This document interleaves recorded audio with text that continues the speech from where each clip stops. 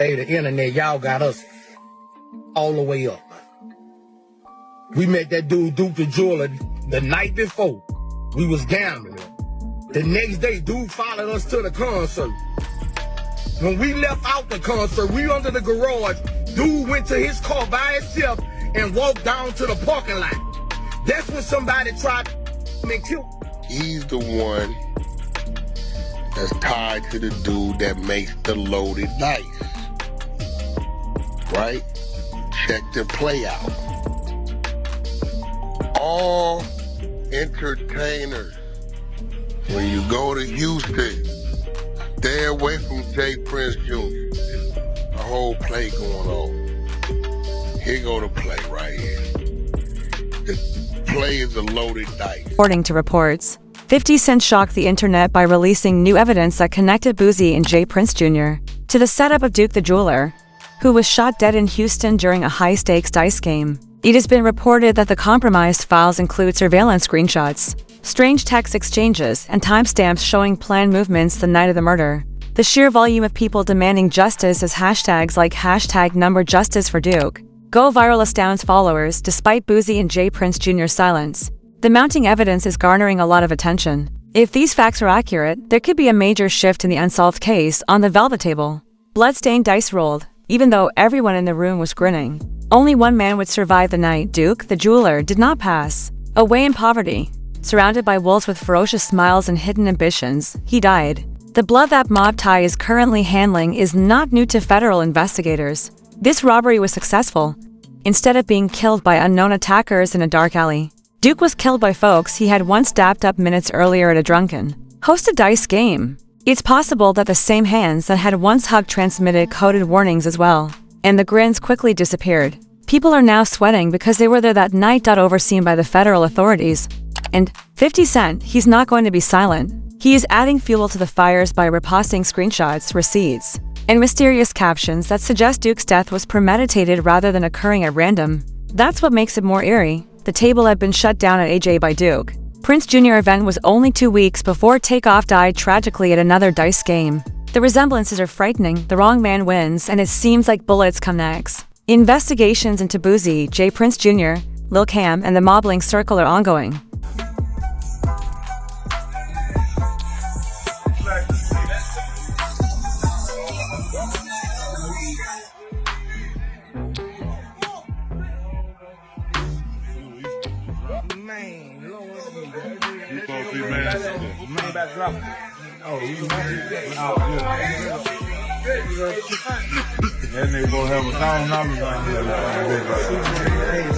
It started as whispers and has now turned into official federal heat. But how could a lighthearted dice game become a death sentence? To grasp that, we need to go back in time. At first glance, Duke the Jeweler seemed invincible. A proud, self-made Chicago native was brimming with success before the stakes died. The streetwise superstar Duke the Jeweler was more than that.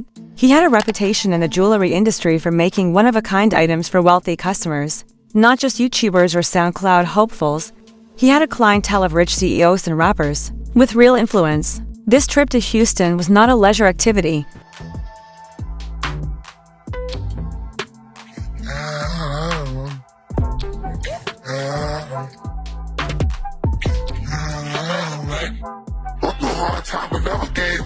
I stayed tough, even when I got my chain stuck.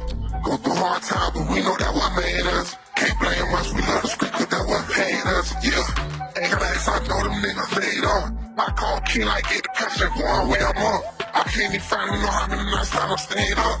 How many fucking nights. According to insiders, it was all business. Boosie asked Duke directly to discuss a new, high-end custom order with assurance.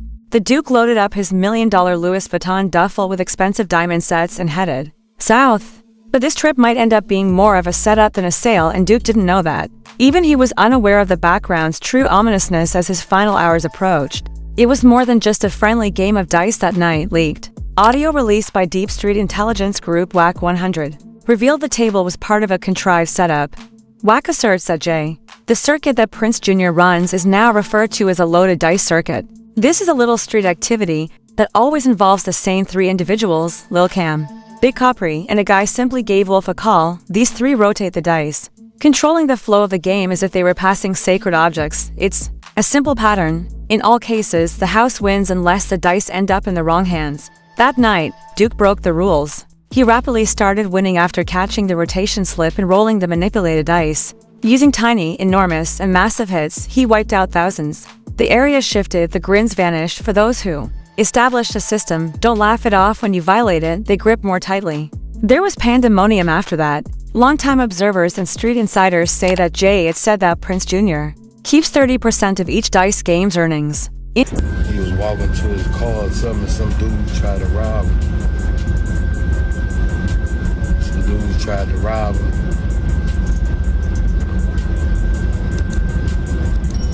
See some dudes that tried to rob me and walked off by himself. I had just met dude yesterday.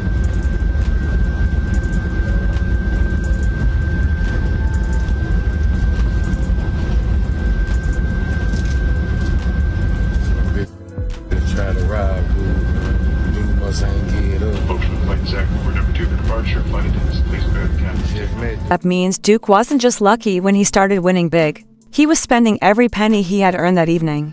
That kind of fury is not ignored in a system that tracks down every dollar before it is even earned. Moreover, Duke shared his profits with others. He kept his admirers informed at every turn. Shining brightly, he was draped in jewels, flung out stacks like flyers, laughed with confidence, and was continuously filming on Instagram. In the video, however, the most disturbing clues are disclosed. If you slow down the footage from that night, you can hear Boosie's small, barely audible whistle. Innocuous until you watch what happens. His nephew looks straight at Duke as his head turns. Then, a man in a red sweatshirt delicately taps the nephew's arm, an additional gesture that might not represent anything until it is considered in the context of the bigger picture. The energy in the room changes in a few seconds. Duke gets tired of laughing easily. The sound of the dice hitting the table was no longer funny. You can practically feel the weight shift, as though the air had gotten thicker. A countdown. Like someone secretly hatching a plan. After a few minutes, Duke the jeweler vanished. Not a silent exit, but execution. This makes one wonder, was this a ruse to pass for a dice game? Stay silent. The entertainer invites him in. Act like he's covering for him, hanging out, everything is cool. Let's go here, let's go there, let's go here, let's go there. He introduces the dice game. He got 3 right, who rotate the dice. Now these dice is loaded. Tell me it's a Wolf, Big Caprice, and watch this, and Little Cam are the loaded dice rotators. Right? He said, what? There was a situation that occurred that a certain jeweler round and got past the dice on accident and was hitting on them for a couple hundred. They got irritated about that. I ain't gonna go too far into that story because, right? Boom. The only way they could get their money back was however money back. He said, but Lil Cam, Wolf, and Big Caprice are the 3 designated to say I'm up, I got the next, and they pass the dice to each other, but they loaded, but they shoot. Second layer lifts more eyebrows. A famous tourist was lured into a dice game in a city like Houston by Boosie, a multi-millionaire with decades of experience in the industry, with more than $1 million in ice, and no clear security. Either that was intentional or a mistake. And where had Jay's supposed protection gone, Junior Prince? Why was an out-of-town jeweler without security who was notorious for transporting large objects? These questions are not just hypothetical. They're red flags, now centered on mafia ties. We're pointing straight at the spotlight of the government. However, when Bowie initially emerged after Duke's death, his face did not radiate innocence. He was pallid, agitated, and distracted, like someone who has just seen a plan go bad. That was more than sufficient for federal investigators already interested in Bowie. Due to unrelated legal matters, however, the federal government decided to separate this case into a separate federal homicide inquiry after Duke's death. The death of Duke the jeweler is a lone objective. There will be no more delays or detours. The first major measure taken by the feds was tracking down Duke's final cell phone activity. Bowie's recording studio was the last location his phone pinged. Additionally, unless Duke's phone managed to wander there, someone from Boosie's group Had it, the appearance was not the best to exacerbate the situation. The individual who took the phone didn't even attempt to wipe it or dispose of it. Following that ping, it simply went dark, suggesting that it was most likely turned off on purpose. This not only raised suspicions, but it also offended federal agents who don't put up with their responsibility following a comprehensive forensic examination of Duke's rental car. They found damning fingerprints belonging to Boosie's cousin and nephew. Now the plot seemed more like a calculated operation than a haphazard act of violence. After that, the witness who happened to be smoking outside the building came into view. This witness told investigators that they saw Duke walking alone toward his car, appearing relaxed. It was a jeweler. I gotta do my research, see what jeweler might have been down there shooting dice. But nevertheless, to all the entertainers, you know, Dukes of Hazzard was one of my favorite shows, right? I don't know if y'all watched it. I'm thinking about Daisy Dukes for a reason. I don't know why I said that. You know, one might go with it, may not go with it, but I don't know. The math is math and let it math. But entertainers, beware of with Jay Prince Jr. when he talked about let's go shoot some dice. Because the loaded dice crew of 3, Cam Wolf and Big Caprice. We know Lil Cam in there because I believe somehow, some way he was caught up in the dice situation. Rest in peace Takeoff. I don't know what's going on. But what I do know this, Jay Prince Jr. got a whole thing that when y'all come into town, hold on, bro. Didn't they say Fifth Ward earlier that day shooting dice? Yep, that's a fact. That word been out, Wet. That word been out. We been had that memo. And then, so I've been getting hit all day, and it got to the point that the thing, they were like, that is the dice. That's what this nigga Jay Prince Jr., boy, these niggas got all kind of shit going on down there. They say, he said the jeweler nigga got past the dice. He didn't even know the motherfuckers was loaded. He just think he hit. These niggas is mad as a motherfucker, cause they like, nigga, how you pass this nigga the loaded dice on us? But suddenly, as though he had been anticipating it, Boosie's nephew appeared out of the shadows. Duke could sense something wasn't quite right. According to the witness, apparently, he swung first to protect himself, but it was too late, allegedly. Boo's nephew made a single motion to squeeze a trigger. Then the most horrifying thing happens. No attempt was made to rob someone. Neither money nor valuables were taken. They left Duke's belongings on him. No robbery took place there. That made me quiet. There was also no attempt by the crew to hide the evidence. Then they kept the luggage. It's not just being reckless, it is arrogance. Who else was able to see through that conceit right away? Observers claim that 50 Cent started distributing subtle warnings and street rumors right away. Because when someone from outside Houston's dice scene shows up, the same unspoken rule usually applies. Remember to check in, and if you're not looking, someone else is. It is understood even though no contract or manual mentions it. Houston's unspoken law of the streets: if you are a passing artist, influencer, or athlete, you would be well advised to check in with Jay Prince Jr. and his mob connections. The silent specter of that regulation has been hovering over us for years, but the reality is beginning to emerge. But what if the folks you are supposed to check in with are also plotting your murder? Jay held a dice game that Duke attended, the Prince Jr. the same way he oversaw the infamous dice session that led to Takeoff's decline. Each of the two men left in corpse bags onto different nights. What formerly appeared to be a culture of protection is now beginning to resemble a network of control. If Jay Prince Jr. actually runs a city as he claims to, why do murders at his events keep getting worse? That conflict is unsettling to the entertainment industry. Reportedly, artists are pulling back subtly. Labels are pulling out of Houston shows. Previously celebrity-driven events are now being subtly discontinued. Previously a symbol of street cred, the Mob Ties brand is losing its relevance. Even if the stillness is loud, one person isn't remaining mute. 50 Cent is being closely watched by the industry due to his mysterious videos, bold statements, and direct warnings. He's attempting to get lucky, others say, by insulting these street legends. Others believe he's only saying what everyone else is afraid to admit, that beneath the smoke and jewels, something more evil and dark is happening. And that leads us back to Bowie. Reports indicate that federal agents are stepping up their efforts. In addition to taking Duke's case off of Boosie's already heavy backlog, they have launched a focused inquiry that goes right into that specific evening. Everything is being examined, including the surveillance devices in the mansion, his son's digital footprint, and his financial records. But the biggest spark might have come from inside his own home. When Boo's girlfriend told someone that Booey returned to the building that night, visibly angry and hiding something, street sources surmise that she may have slipped something, but ever since, Boosie has been acting naive and pretending not to know what happened in public. Silence is becoming louder as those who sat at the dice table are forced to play a much riskier game, one where every move is tracked and every secret has a cost.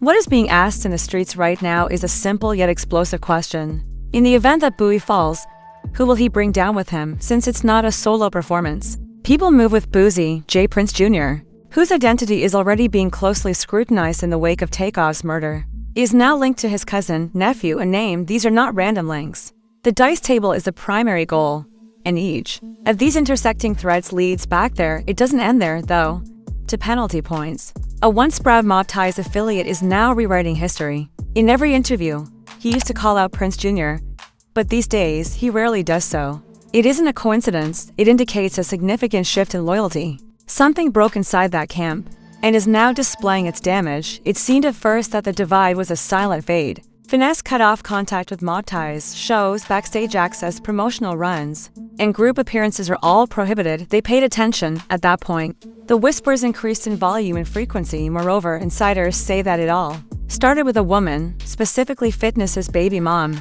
There was more to this than interpersonal drama, though. According to reports, she and her mother set Finesse up a few months ago, phoned the police, and imprisoned him for breaking his probation. It was an intelligent move that nearly ended his life, but as fast as he was in, he was out. Jay, at that point, Prince Sr. assumed control. Behind the scenes, Sr. called, pulled threads, and connected with the right people. Finesse was released after 2 weeks. Allegiance should have been solidified. But instead of being appreciative, Finesse gambled. He went straight back to the same woman. It was at the breaking point. Jay, Prince Sr. saw enough and didn't hold back. He tweeted it out loud so that everyone could hear him say it. Loyalty has boundaries was a mantra. There isn't unconditional protection. And if you cannot venerate the hand that saves you, you are no longer a member of the circle. This was not just a public response against the individual. It gestured. The Mob Ties coalition is breaking apart from within. The once exclusive circle of influence is being torn apart by internal betrayals, legal exposure, and a growing lack of response from former allies. And the more names that are linked together, the more intense the heat. I advised the man to avoid that girl if he truly cared about his life. It was a warning. And it wasn't simply cancel. It was a survival issue. Nevertheless, he was uninterested. Even after they intervened to save him from a prison sentence, he never received the message. At this point, the dominoes are falling rapidly. This is more than bad decisions. The reason for this is that when dedication wanes, alliances may dissolve. In an instant, the streets are buzzing with a new rumor that could topple the foundation. There are rumors that Jada ladies may have been impregnated behind Prince Jr.'s back. Finesse's silence, even without statements, DNA, or confirmation, says more than words ever could. Supporters started to connect. J. Prince Jr. currently has a delicate public divorce, a tight relationship with Boosie behind the scenes, and a falling out with Takeoff's family. No longer is a drama isolated.